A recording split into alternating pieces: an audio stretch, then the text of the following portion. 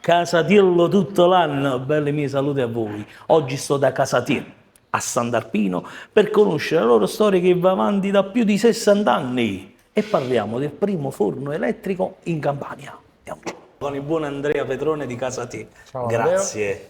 ma di che? Grazie a Allora, te. una storia che va avanti da più di 60 anni.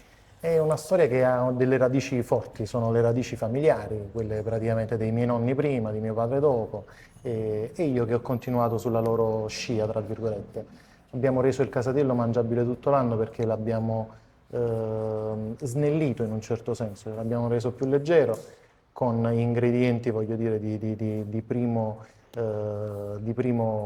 grado all'interno, tra cui ne abbiamo fatto un disciplinare, ci abbiamo messo dentro il salame, la pancetta, il formaggio grana, il pecorino e il provolone, sale, strutto, uva, pepe, e da quello siamo partiti per farne tante varianti, come hai potuto Quello, assaggiare. quello tradizionale atellano, Assolutamente sì, perché voi vi che rifate ad una tradizione atellana. è quello dell'antica Tella di Napoli, dove praticamente ci sono le origini vere e proprie del casatiello.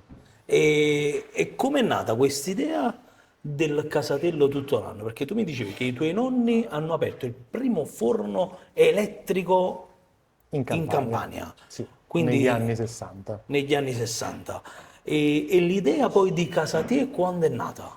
È nata nel momento in cui ci siamo resi conto che praticamente si andava troppo verso questo food non tradizionale, ci si allontanava un po' troppo dalle tradizioni, e quindi, facendo leva su un prodotto tradizionale come il nostro, abbiamo detto: perché non renderlo edibile tutto l'anno, mangiabile tutto l'anno. Anche perché tu hai fatto vari tipi poi di casatielli, cioè Abbiamo fatto diverse varianti, dal tradizionale siamo passati alla variante con un'aggiunta di mozzarella di bufala, con provola di aggerola, con provola, salsiccia e fririlli.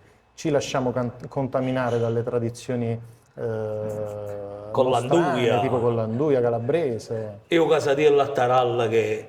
e il casatielluccio. Andrea, grazie, veramente sono storie che fanno bella, bella la nostra terra, Grazie a te, quelle eccellenze campane. Grazie. grazie a te Amedeo.